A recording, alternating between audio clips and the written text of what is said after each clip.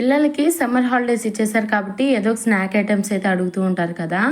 పదే పదే బయట ఫుడ్ హెల్త్కి మంచిది కాదు కాబట్టి ఒకసారి ఈ విధంగా ఇంట్లోనే హెల్తీగా అలానే ఎంతో క్రిస్పీగా నెల రోజుల వరకు స్టోర్ ఉండేలా క్రిస్పీ నాచోస్ ఎలా తయారు చేసుకోవాలో ఈ వీడియోలో చూపించబోతున్నాను.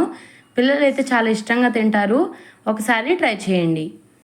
ఫస్ట్ అయితే ఒక మిక్సింగ్ బౌల్ తీసుకొని 3 కప్పుల వరకు బియ్యం పిండి అయితే వేసుకోవాలి. రైస్ ఫ్లోర్ అయితే వేసుకోవాలన్నమాట. ఇది మనకి స్టోర్లోనే అవైలబుల్గా ఉంటుంది, లేదంటే బయట ఎక్కడైనా సూపర్ మార్కెట్స్లో అలా అయినా అవైలబుల్గా ఉంటుంది. మనం బియ్యం అయినా కానీ పట్టించుకోవచ్చు అనమాట. ఇప్పుడు ఈ 3 కప్స్ వరకు రైస్ ఫ్లోర్ వేసుకున్న తర్వాత 1 స్పూన్ వరకు పంచదార, 1/2 టేబుల్ స్పూన్ వరకు సాల్ట్, 4 టేబుల్ స్పూన్ల వరకు పెరుగు అయితే వేసుకోవాలి. నేను ఇక్కడ గడ్డ పెరుగు అయితే వాడుతున్నా. ఒకవేళ మీ దగ్గర పెరుగు అవైలబుల్గా లేకుంటే మజ్జిగైనా కానీ 1/2 కప్ వరకైనా యూజ్ చేయొచ్చు. ఇప్పుడు వేసుకొని మొత్తం కలిసే విధంగా ఇక్కడ నేను ఎలా అయితే చూపిస్తున్నాను ఈ విధంగా సాఫ్ట్గా అయితే కలుపుకోవాలి.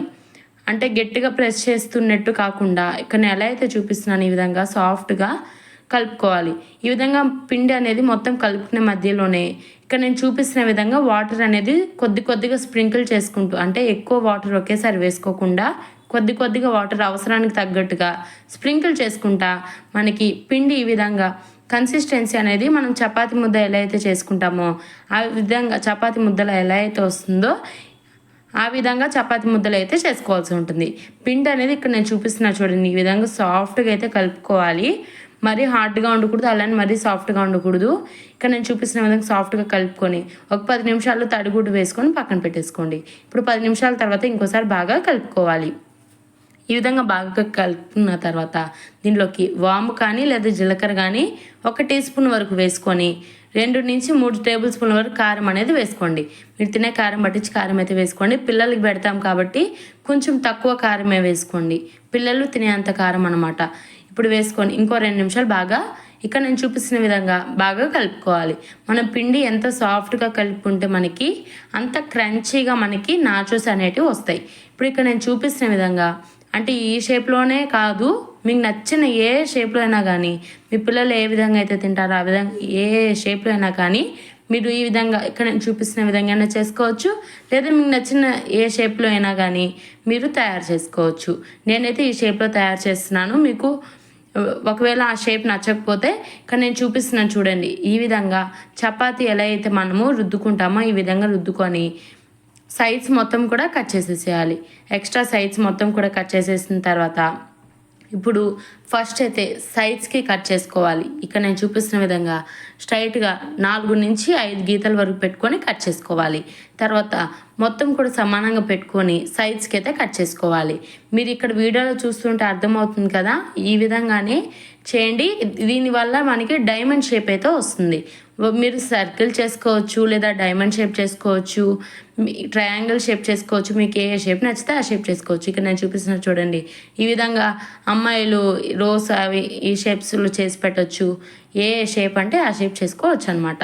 ఇప్పుడు డీప్ ఫ్రైకి సరిపడా ఆయిల్ వేసుకొని ఆయిల్ని మీడియం హీట్ మీద బాగా హీట్ అవ్వనివ్వాలి. ఇప్పుడు ఆయిల్ అనేది మీడియం హీట్ ఉన్నప్పుడు మనం ముందే ప్రిపేర్ చేసుకున్నాం కదా ఈ నాచోస్ అనేటివి కూడా దీంట్లో వేసుకొని మీడియం ఫ్లేమ్ మీద 10 నుంచి 12 నిమిషాల వరకు బాగా ఫ్రై చేసుకోవాలి. మనం హై ఫ్లేమ్ పెడితే త్వరగా పైన కలర్ అయితే వస్తుంది, లోపల పచ్చిగా ఉంటుంది.